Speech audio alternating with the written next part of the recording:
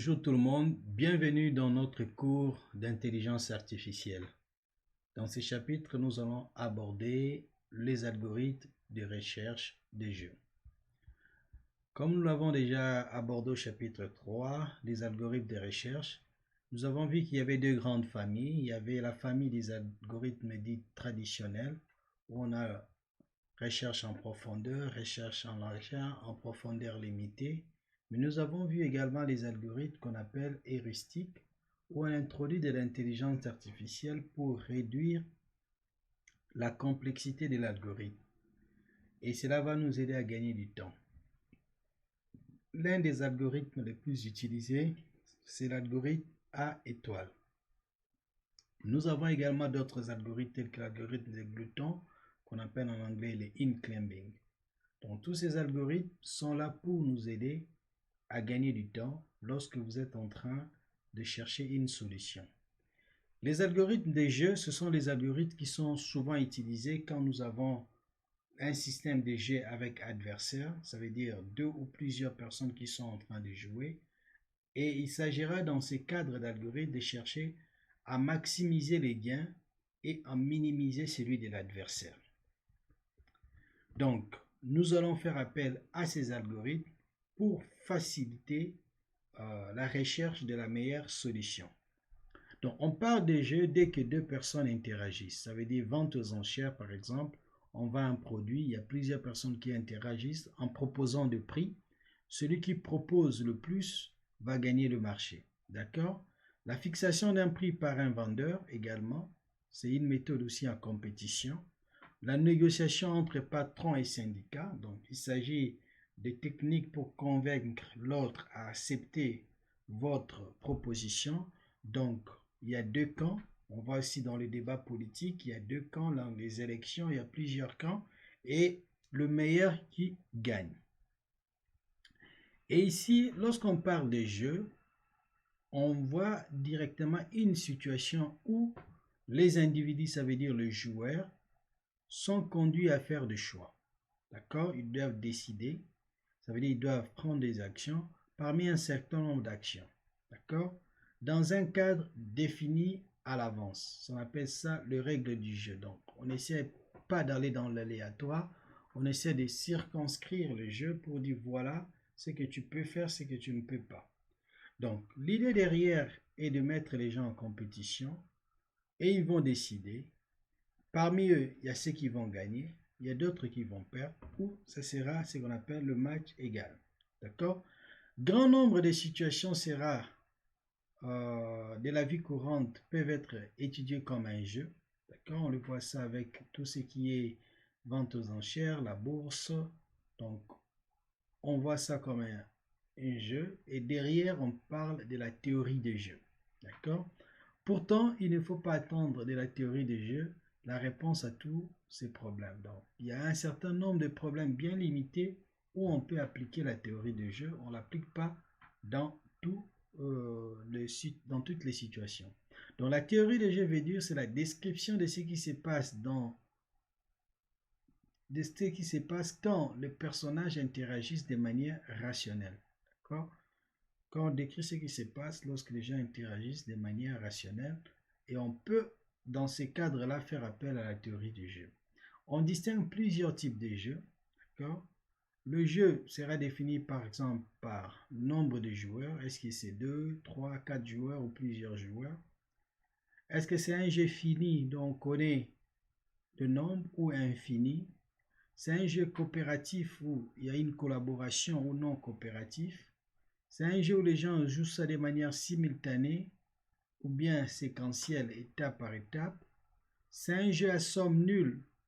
Ça veut dire soit on gagne ou on perd ou bien on fait match nul, ou à somme non nulle, chacun de nous va recevoir un pourcentage. C'est un jeu qui va se répéter ou pas. Information complète, ça veut dire on a tous les tableaux du jeu, on connaît tout de l'adversaire, de différentes techniques qu'on peut jouer. Ou bien c'est un jeu à information parfaite, ça veut dire on a une connaissance du jeu. Chaque joueur a une connaissance du jeu. D'accord?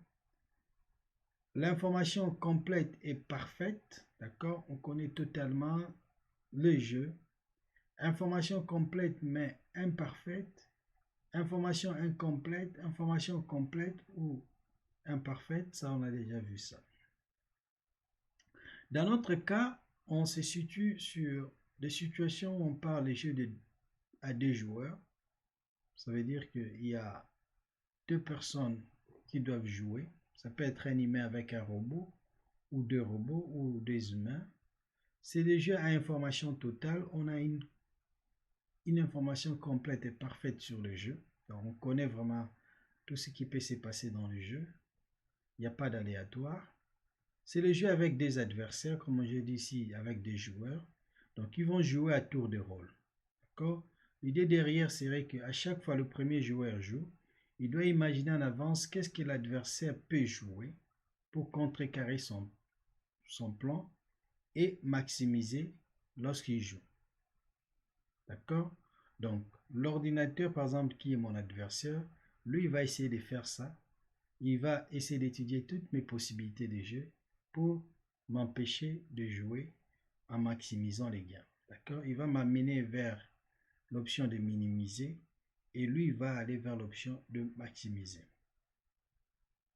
Donc, le jeu commence à partir d'un état initial spécifié et se termine à une position qui, en utilisant un critère simple, peut être déclarée gagnante pour un joueur, perdante pour l'autre ou encore match nul. Donc, lorsqu'on a par exemple le jeu des taquins, de chiffres par exemple de 1 à 8, on les a éparpillés, on te demande d'arranger et on te donne l'ordre final qu'on doit avoir au niveau des taquins. D'accord? Donc, il y a un point de départ qui est l'état initial du jeu. Et à la fin, lorsque vous terminez, il y a une fonction qui vous dira que vous avez terminé. Voilà le nombre de points que vous avez accumulés. Donc, le problème que nous avons, c'est que nous devons étudier les jeux. Si vous devez développer un jeu, quels sont les composants principaux dont vous aurez besoin?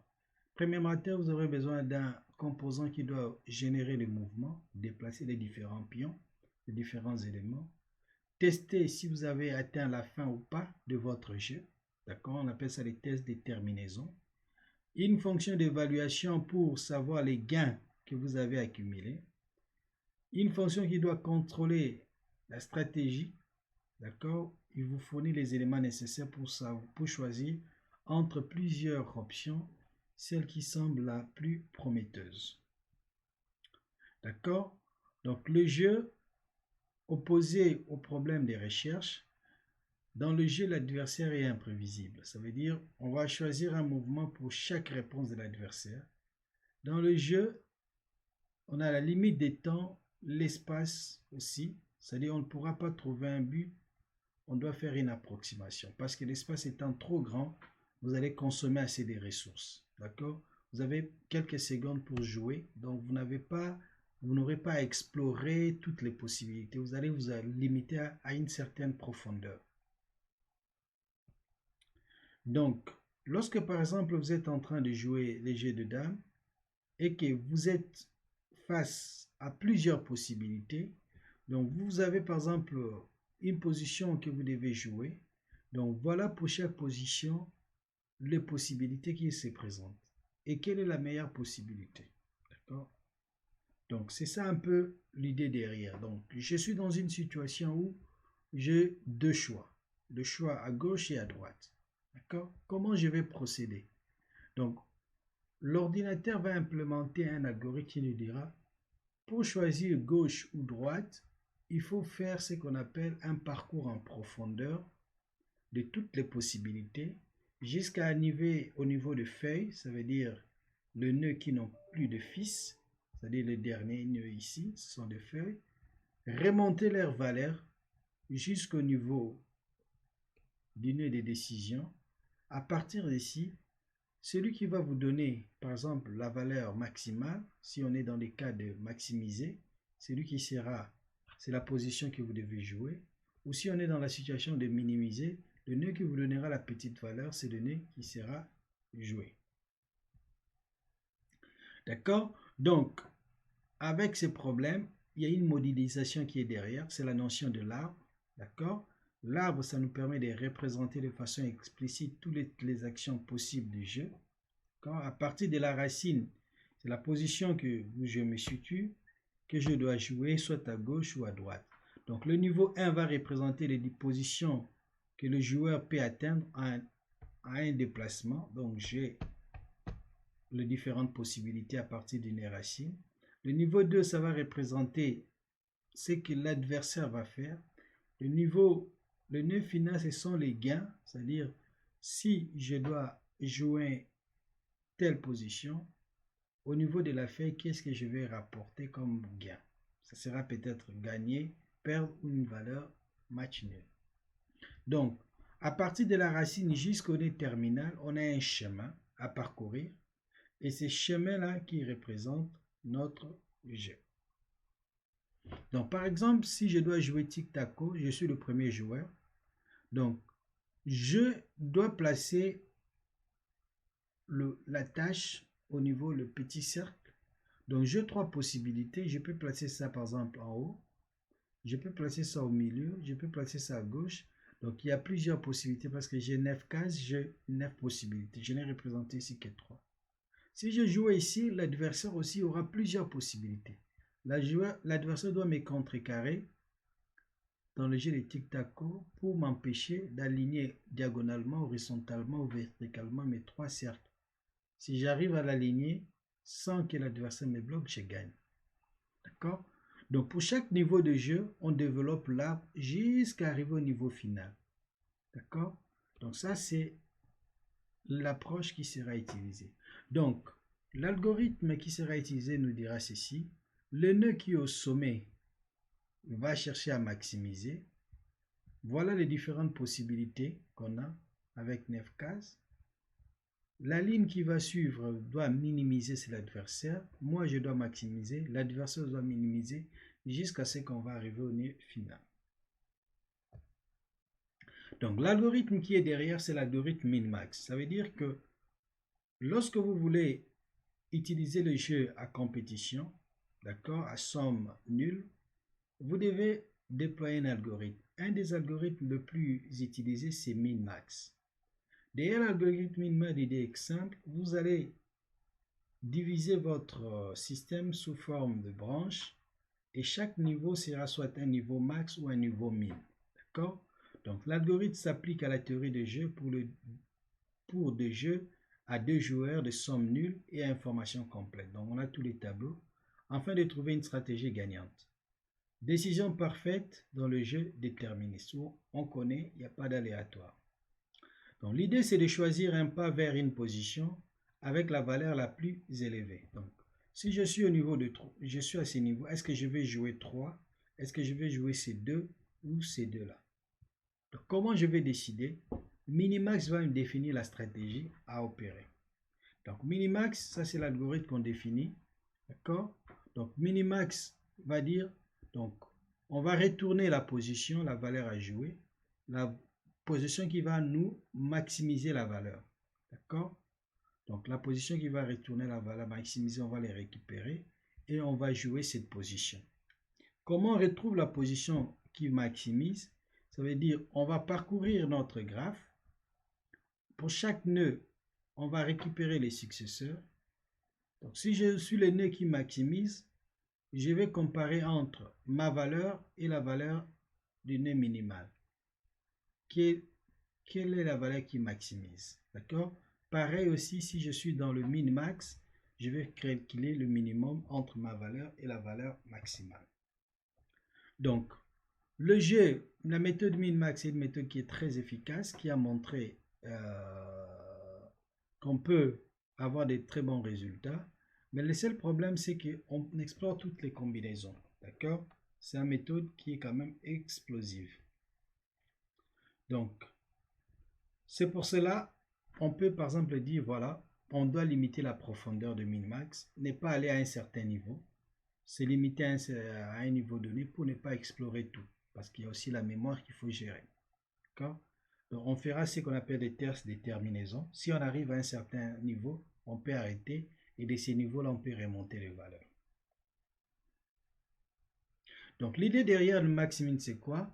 Voilà, par exemple, je suis dans cette position. Je dois jouer soit la position à gauche ou à droite. D'accord? Je ne sais pas encore qu'est-ce que je dois faire. Donc, je vais considérer ma position, la racine comme étant le max, la deuxième ligne comme étant le min, la troisième ligne comme étant le max et la quatrième ligne comme étant le nœud, les différentes valeurs. D'accord? Je vais revenir un peu ici. Donc, ici, par exemple, vous avez moins 1 et 4. Donc, ça, c'est la position max. Ça, c'est la position min. Et ça, c'est la position max. Donc, entre moins 1 et 4, quel est le maximum? C'est 4. Donc, ici, on aura 4. Entre moins 3 et 8, on aura 8. 7 n'a pas d'adversaire, ce sera 7. Et ici, moins 5. La ligne qui suit ici, c'est la ligne de minimum. J'ai 4 et 8. Le minimum, ça sera 4 et va remonter ici. J'ai 7 et moins 5. Le minimum sera moins 5. Donc, dans cette ligne, j'aurai 4 à gauche, moins 5 ici. La position au sommet, c'est la position maximum. Le max de 4 et de moins 5, c'est 4. Donc, le joueur, par exemple, si c'est le robot ou l'ordinateur, il va jouer cette position. Parce qu'il sait qu'avec cette position, il va maximiser et le gain sera de valeur 4. Oh, oui, ce sera de valeur 4. Donc, lorsque vous regardez, moins 1, 4, c'est 4. Le min entre 4 et 8, c'est 4. Et ici, c'était 7 moins 5. Le min entre 4 et le max entre 4 et 5. Et moins 5, c'est 4. D'accord? Donc, la méthode min-max, pour l'implémenter, il nous faut un type de données qui permet de représenter les différents états possibles du jeu. Une fonction pour évaluer le position terminale, si on a terminé. Une fonction qui sert à déterminer si une personne est une position joueur ou opposant. Une fonction qui permet une position P et retourne la liste de tous les coups jouables à partir de P jusqu'à la profondeur N. Et une fonction qui détermine si le jeu est terminé ou pas. D'accord? Ça, c'est quand vous programmez, vous devez avoir toutes ces fonctions. Donc, ces fonctions-là vont vous aider. D'accord? Maintenant, le problème de Minimax, c'est un algorithme qui explore toutes les possibilités. Donc, si je reviens ici, si je dois faire la décision des 4, je parcours toutes les branches. Même s'il y a certaines branches qui ne sont pas importantes. D'accord? Peut-être que cette branche ici ne contribue pas vraiment. Je ne vois pas pourquoi je dois étudier cela, mais on doit démontrer ça que ça ne contribue pas. C'est pour cela qu'il y a eu un autre algorithme qui dira que voilà, il y a des branches qui ne sont pas importantes. Ces branches-là seront tout simplement supprimées, élaguées. D'accord? On parlera le principe élagage alpha-bêta. Donc, quand je suis dans une position, je regarde toujours l'intervalle alpha et bêta. Alpha et bêta vont me donner deux informations. Quand je suis dans une position où je maximise, alpha représente la meilleure valeur que je peux obtenir. D'accord? Et bêta veut dire les zones que j'ai à explorer. D'accord? Si les zones que je dois explorer ont une valeur inférieure ou égale à ma valeur, ça ne vaut plus la peine de les explorer. Par exemple, on me dit si tu vas à gauche, tu vas gagner 20 $. Mais j'ai déjà 100 $. Je ne veux plus aller là-bas. Pourquoi? Parce que c'est inférieur à ce que je gagne. Prenons l'exemple des entreprises. Tu travailles dans l'entreprise A, tu gagnes 200 $. Donc, si tu quittes l'entreprise A, tu vas dans l'entreprise B, tu vas gagner 150 $. Pourquoi aller dans B? Parce que tu vas gagner moins que A. D'accord? Donc, les possibilités qui présentent bêta sont inférieures à ce que tu as déjà dans alpha. Donc, ça ne vaut plus la peine. Donc, j'aurai deux valeurs à modifier au fur et à mesure. Bêta va me représenter les possibilités que j'aurai à maximiser ma valeur alpha. Mais si ma valeur alpha dépasse bêta, je ne veux plus explorer. Mais tant que ma valeur alpha est inférieure à bêta, ça veut dire que je peux toujours trouver une meilleure valeur. D'accord? Je peux toujours trouver une meilleure valeur. Dans le même cas, si je suis dans la situation de minimiser entre alpha et bêta, si alpha est inférieur à bêta, ça ne vaut pas la peine parce que je cherche à minimiser. Donc, je vais chercher alpha qui me donne de plus petites valeurs. Si alpha est déjà plus grand, ce que je cherche, ça ne vaut plus la peine. D'accord? Pour chaque nœud max, on tente de maximiser. Donc, si un enfant bêta génère une valeur qui est déjà supérieure à bêta, alors le nœud ne va pas jamais choisir ces nœuds-là. Donc on ne va jamais aller dans ces nœuds-là, on va les laguer, ça veut dire on ne va pas visiter. Mathématiquement parlant, c'est quoi? Parce que c'est en termes de complexité. Lorsque vous ne visitez pas les zones inutiles, les branches inutiles, vous gagnez en termes de performance. D'accord? Un algorithme qui devait vous faire 5 heures de temps de travail peut vous faire 1 heure de travail. Vous gagnez 4 heures de temps. C'est plus efficace. D'accord? Parce qu'au niveau, par exemple, quand vous travaillez avec la théorie des graphes, vous devez parcourir les différentes possibilités et vous ne pouvez pas parcourir toutes les possibilités.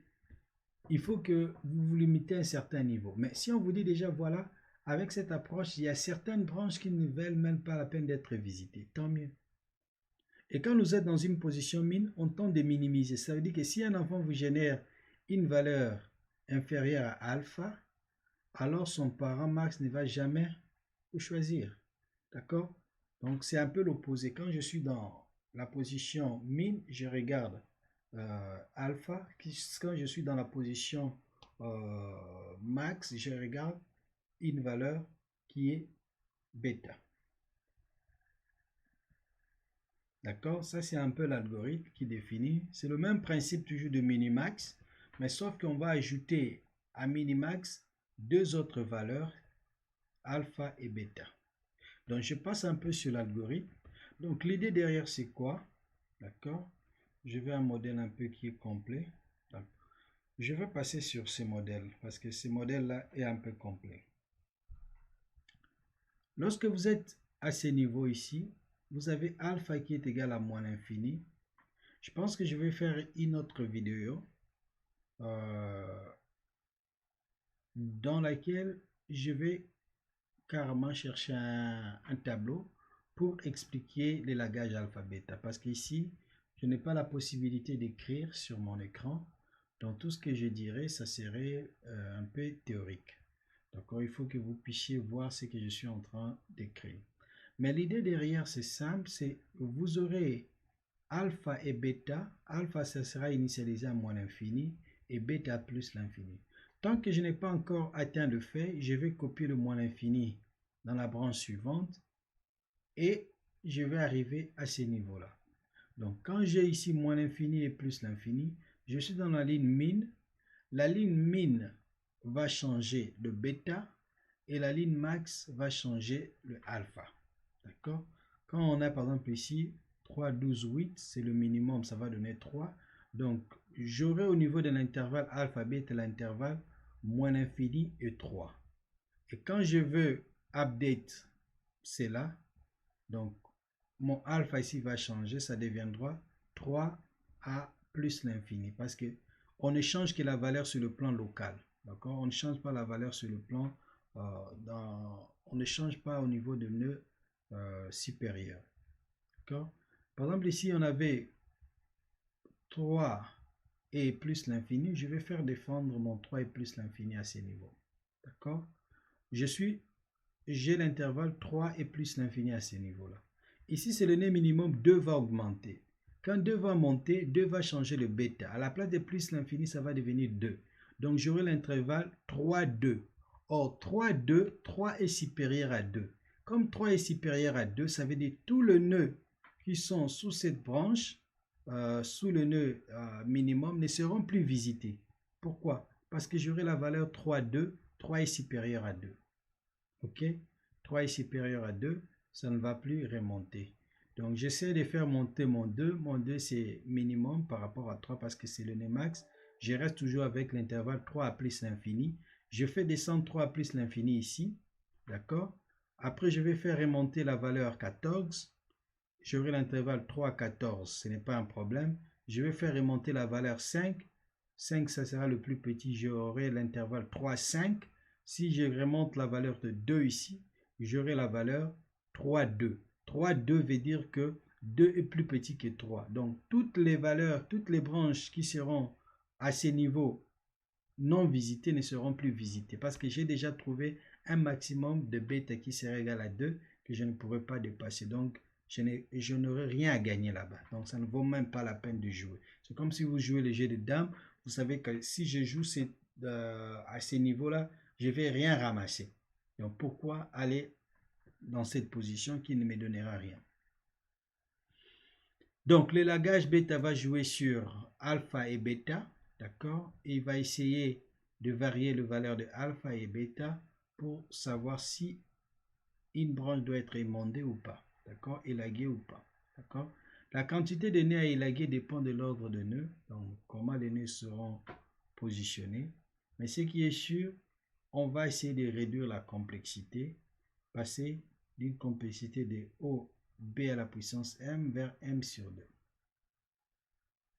Donc ici, on essaie un peu d'expliquer alpha c'est quoi, bêta c'est quoi. Alpha, c'est la valeur du meilleur choix trouvé jusqu'ici pour le nœud max, d'accord? Bêta va vous donner les possibilités que vous pouvez visiter. Donc si les possibilités que j'aurai me donnent encore des valeurs supérieures à alpha, ça veut dire que je dois les explorer. Mais si à un moment donné, je suis limité, il me dit que j'aurai toujours des valeurs inférieures à alpha, donc ça ne vaut pas la peine. Pareil, vice versa. C'est pour cela les nœuds qui ne sont pas importants, on les coupe. D'accord? Donc il y a d'autres fonctions qui peuvent être associées dans le jeu pour évaluer le jeu. D'accord? Ce sont les fonctions multicritères. À chaque fonction, on va associer un poids. Et ce poids-là pourra aider dans la décision. Donc, ce que vous pouvez retenir dans ces chapitres, je reviendrai au niveau, par exemple, TD pour dessiner. Je vais chercher à faire une autre vidéo où on parlera beaucoup plus du détail, minimax et alpha bêta. Ce que vous retenez, c'est que dans la théorie de jeu, le jeu a des joueurs à somme nulle. Donc, l'algorithme minimax est utilisé pour aider les joueurs à chercher la meilleure option. D'accord? À trouver la meilleure option. Dès le prochain jeu, quelle est l'action à dérouler. Mais pour cela, on remonte dans le futur. On regarde toutes les possibilités qu'on peut avoir comme gain. On ramène ces valeurs-là au niveau du nœud racine pour dire voilà le choix à faire. D'accord? Remonter dans le futur, c'est parcourir toutes les possibilités et cela est coûteux. D'accord? En termes de performance. D'où l'intérêt d'améliorer cet algorithme minimax par l'algorithme de lagage alpha-bêta, où on dirait que certaines branches ne valent même pas la peine d'être visitées. Tout simplement, ça ne nous rapporte rien. D'accord? Ça ne rapporte rien si la valeur de alpha est strictement supérieure à bêta. Ok? Donc, je reviendrai sur ça lors de la prochaine séance. Donc, dans notre prochaine séance, nous allons aborder aussi le problème de satisfaction des contraintes. Et après, nous allons terminer avec le machine learning. Donc, il nous reste au moins 2 chapitres pour clôturer ces cours. Donc, je vous souhaite bon courage et à bientôt pour notre prochain chapitre.